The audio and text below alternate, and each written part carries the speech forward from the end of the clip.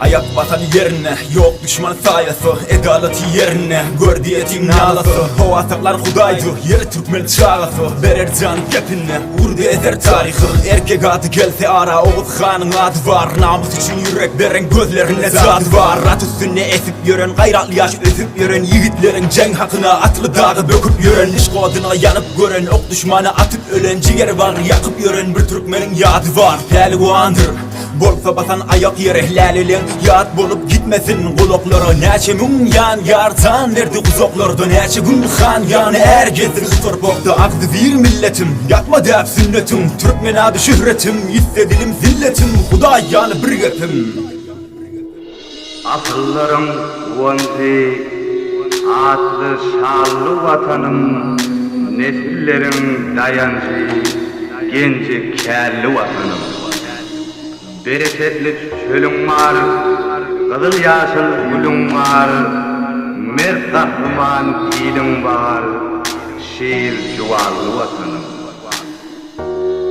Kanım dokun can vatan, can tanı kurban vatan, mıdam sır doğuran vatan, bal doğralı vatan, mıdam sır doğuran vatan, Türkmen zehra vatan. Bar kop ketten ağası budokdan, yaş vurudan uşokdan, söz yuturma şizokdan, kalmadan okuşokdan, tamdıradan kızaptan, düşmanlı kıraptan, keser damı oroktan, dili ketkip bıçaktan, yaksa bela ofoktan.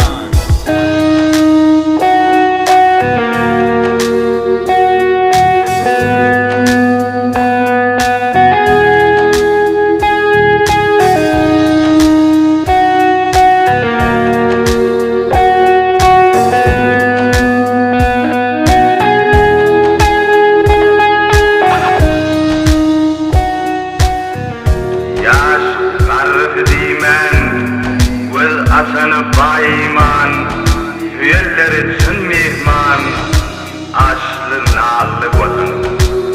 Bakı parla baydağım, baydağımdır aydımım, kırmızı dolları giydiğim bal doğralı vatan. Kanım kokum can vatan, can sana kurban vatan, mıdam sır doğuran vatan, bal doğralı vatan, mıdam sır doğuran vatan, Türkmen zehra vatanım.